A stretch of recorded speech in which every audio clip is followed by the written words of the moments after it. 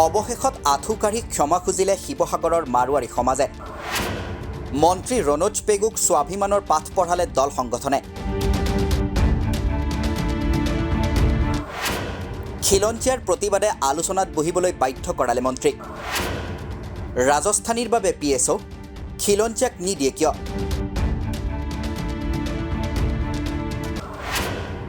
স্বাভিমান ৰাখক, ৰাজনীতিতকৈ জাতি সমাজ ডাঙৰ। উপস্থিত পুলিচ প্ৰশাসনকো জবাবদিহি দল সংগঠনৰ।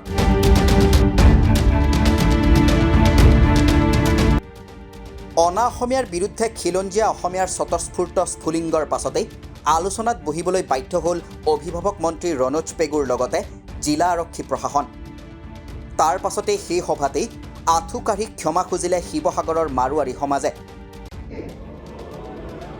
হ'ব আপোনালোক দাদা একো নাই, আজিৰ পৰা শিৱসাগৰ ব্যৱসায়িক প্ৰতিষ্ঠানসমূহ খোলা থাকিব আৰু কোনো যাতে ইয়াৰ সুযোগ আৰু সুবিধা লৈ কোনো যাতে ব্যৱসায়িক গোষ্ঠীক পইচা পাতি ডিমাণ্ড নকৰে, এই কথাত ত্ৰিশটা সংগঠনৰ নেতৃত্বই কিন্তু বিচাৰ বিশ্লেষণ কৰিব লাগিব।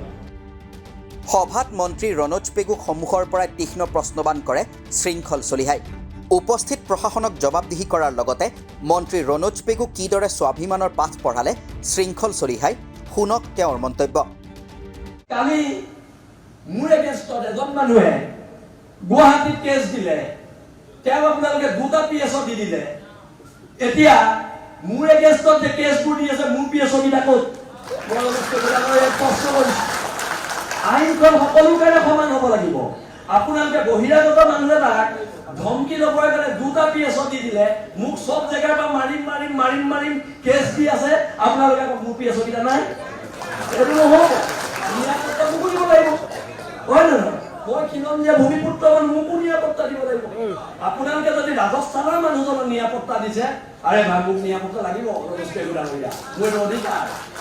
মোৰ অধিকাৰ হয় এইটো। আপোনালোকে এতিয়া মই এটা সৰু প্ৰশ্ন কৰোঁ, মই যদি ৰাজস্থানত গৈ এজন ৰাজস্থানী মানুহৰ বিৰুদ্ধে FIR দিওঁ, মোক ৰাজস্থান চৰকাৰে 2টা PSO দি পঠিয়াব নেকি? স্বাভিমানটো ৰাখক, স্বাভিমান ৰাখক। ৰাজনীতি চবতকে ডাঙৰ বস্তু নহয়, আমাৰ সমাজ ডাঙৰ বস্তু, জাতি ডাঙৰ বস্তু, ৰাজনীতি বহুত তলৰ বস্তু। ৰাজনীতিতকে জাতি ডাঙৰ আৰু জাতিৰ ক্ষেত্ৰত কম্প্ৰমাইজ কৰা নহ'ব। আৰু এতিয়া GP সিং ডাঙৰীয়ালৈও প্ৰশ্ন আছে যে আমাৰ নিৰাপত্তাবোৰ কি হ'ব?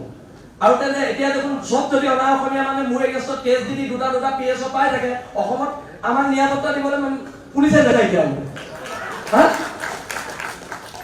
সেইকাৰণে মই কৈছো আপোনালোকে কেবিনেটত সিদ্ধান্ত লওক যে আমাৰ উজনি অসমৰ খিলঞ্জীয়া মানুহৰ মাটি ছেভ কৰিব লাগিব। উজনি অসমৰ মাটিখিনিৰ ওপৰত আপোনালোকে এখন আইন আনক, আৰু যদি হিমন্ত বিশ্ব শৰ্মাৰ লগতো আমি আলোচনাত বহিবলগীয়া হয়, আমি আলোচনাত বহিম। কিন্তু মই পুনৰ কৈছো, আপুনি এজন জনজাতীয় মানুহ, আপুনি অসমৰ থলগিৰি মানুহ, ময়ূৰ বৰগোহাঁই সদৌ অসম তাই ছাত্ৰ সন্থাৰ পৰা গৈ আজি ৰাজনীতিৰ এক উচ্চ আসনত আছে। কিন্তু আপোনালোক সকলো থলুৱা খিলঞ্জীয়া মানুহ, আৰু এই খিলঞ্জীয়া মানুহখিনিক সুৰক্ষা দিয়াৰ দায়িত্ব যেতিয়াই আপোনালোক ক্ষমতাত আছে, আপোনালোকে ক্ষমতাৰ সৎ ব্যৱহাৰ কৰক আৰু খিলঞ্জীয়া মানুহক অধিকাৰ দিয়ক। বহুতো দল সংগঠন আছে, তেওঁলোকৰ ক'বলগীয়া আছে। মই এইখিনি কথাকে ক'লো, কৰিলে দেশ, মৰিলে স্বৰ্গ। হ'ব পাৰো দুখীয়া, আমি কাৰো গোলাম নহয়। আঁঠু কাঢ়ি অধিকাৰ খোজা শিৱসাগৰৰ মানুহৰ নিয়ম নহয়। আৰু এইবাৰ অধিকাৰ কাঢ়ি অনাৰ সংগ্ৰাম হ'ব। আৰু যিখিনি অনা অসমীয়া মানুহ ইয়াত আছে, আজি আপোনালোকে ৰাজহুৱাভাৱে আমাক ক্ষমা খুজিব লাগিব। ইয়াৰোপৰি ৰাজহুৱা সভাখনত আন দল সংগঠনৰ নেতাইও বহিৰাগতৰ দপদপনি আৰু অসমীয়াৰ ওপৰত অসমত চলোৱা আগ্ৰাসনৰ বিৰুদ্ধে তীব্ৰ ক্ষোভ উজাৰে। তাৰ পাছতেই শিৱসাগৰৰ অনা অসমীয়াৰ ব্যৱসায়িক প্ৰতিষ্ঠানত 90% অসমীয়া লোকৰ নিযুক্তি বাধ্যতামূলক কৰাৰ দাবীৰ প্ৰতি সমৰ্থন জনায় শিক্ষামন্ত্ৰী ৰণোজ পেগুৱে। মন্ত্ৰী ৰণোজ পেগুৱেও স্বীকাৰ কৰে যে হয়, অসমত ব্যৱসায়িক প্ৰতিষ্ঠানসমূহে অসমীয়া ভাষা ছাইনবোৰ্ডত লিখিব লাগে। অসমত ব্যৱসায় বাণিজ্য কৰিছে, ছাইনবোৰ্ডখন অসমীয়াত লিখিব লাগে, ইয়াত চৰকাৰখনৰ কোনো আপত্তি নাই। হয়, অসমত যেতিয়া ব্যৱসায় বাণিজ্য কৰিছে অসমীয়া ৰাজ্য ভাষা, বা যদি ক'ৰবাত বড়োলেণ্ডত তেওঁলোকে, বড়োলেণ্ড মানে BTC কোকৰাঝাৰত তেওঁলোকে যদি বিচাৰে যে ইয়াতে আমাৰ বড়ো ভাষাটো লিখিব লাগে, আমি এই নীতিক সম্পূৰ্ণৰূপে সমৰ্থন কৰোঁ যে হয় অসমত যদি অসমীয়া ভাষা ছাইনবোৰ্ডত নিলিখে তেনেহ'লে বেলেগ ক'ত লিখিব। তো ছাইনবোৰ্ডত প্ৰাধান্য থাকিব লাগে স্থানীয় ভাষা, কি কয় BTC কোকৰাঝাৰত বড়ো ভাষা, কিন্তু বড়ো ভাষা লিখিলেও তাত আকৌ অসমীয়া যিটো ৰাজ্য ভাষা, তো অসমীয়া ভাষাও থাকিব কিন্তু বড়োটো ওপৰত থাকিব। ইয়াতো আমাৰ অসমীয়া ভাষাত থাকিব, লগত সকলো বাহিৰৰ পৰা অহা মানুহেও যাতে কিবা কাৰণত বুজি পাব পাৰে, ইংৰাজীও লিখিব লাগে, ইয়াত কোনো আপত্তি কৰাৰ ফল নাই। গতিকে এইটো আমি সম্পূৰ্ণৰূপে সমৰ্থন কৰোঁ আৰু এইটো এই ক্ষেত্ৰত জিলা প্ৰশাসনে কাৰ্যকৰী ব্যৱস্থা গ্ৰহণ কৰিব। 13 আগষ্টত জিলাখনৰ মাজমজিয়াতেই জিমি দাস নামৰ এগৰাকী অসমীয়া যুৱতীক মাৰধৰ কৰাৰ লগতে কাপোৰ ফালি দিয়াৰ অভিযোগ উত্থাপন হোৱাৰ পাছতেই উত্তপ্ত হৈ পৰে শিৱসাগৰ। বহিৰাগত বনিয়াৰ এনে দুষ্কাৰ্যৰ পাছত জাঙুৰ খাই উঠে দল সংগঠন। 16 আগষ্টৰ দিনা 30টাকৈ স্থানীয় দল সংগঠনে বহিৰাগত বনিয়াৰ বিৰুদ্ধে লয় কেইবাটাও গুৰুত্বপূৰ্ণ সিদ্ধান্ত।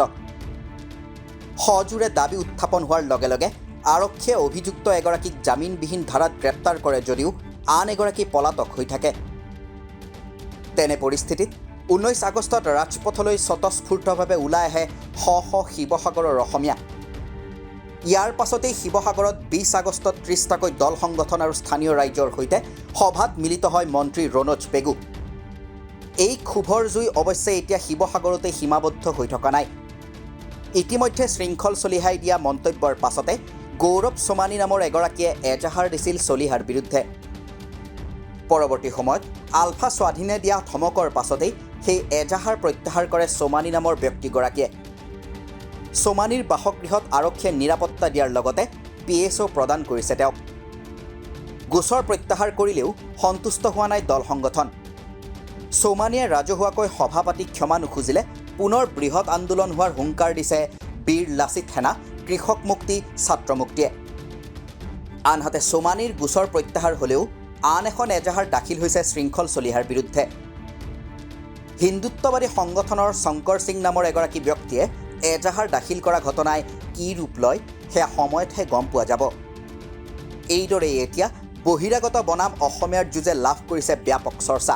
তাৰ মাজতে অৱশেষত শিৱসাগৰত মন্ত্ৰী ৰণোজ পেগু আৰু আৰক্ষী প্ৰশাসনৰ মধ্যস্থতাত আঁঠু কাঢ়ি ক্ষমা খুজিলে মাৰোৱাৰী সমাজে। ভুক্তভোগী জিমি দাসক 2 লাখ টকাৰ চিকিৎসাৰ বাবে আগবঢ়োৱাৰ কথাও ঘোষণা মাৰোৱাৰী সমাজৰ। ইফালে খেলুৱৈগৰাকীক আক্ৰমণ কৰা লোককেইজনক ফাষ্ট ট্ৰেক আদালতৰ জৰিয়তে বিচাৰ প্ৰক্ৰিয়া সম্পন্ন কৰা হ'ব বুলি আশ্বাস প্ৰদান কৰিছে মন্ত্ৰী ৰণোজ পেগুৱে। ঘটনা সন্দৰ্ভত 30 সংগঠনক মুখ্যমন্ত্ৰীৰ সৈতে সাক্ষাৎ কৰাৰ ব্যৱস্থাও কৰি দিয়াৰ প্ৰতিশ্ৰুতি দিছে মন্ত্ৰী ৰণোজ পেগুৱে। News desk report, the cross current.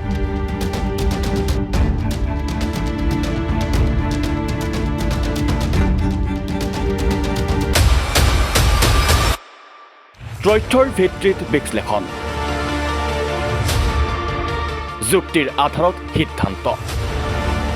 দি ৱাইৰৰ national affairs editor Sangeeta Baruah পিছৰতিৰ বিশেষ অনুষ্ঠান নিৰ্ণয় প্ৰতি সোমবাৰৰ পৰা বৃহস্পতিবাৰলৈ নিশা 9 বজাত কেৱল দি ক্ৰছ কাৰেণ্টত।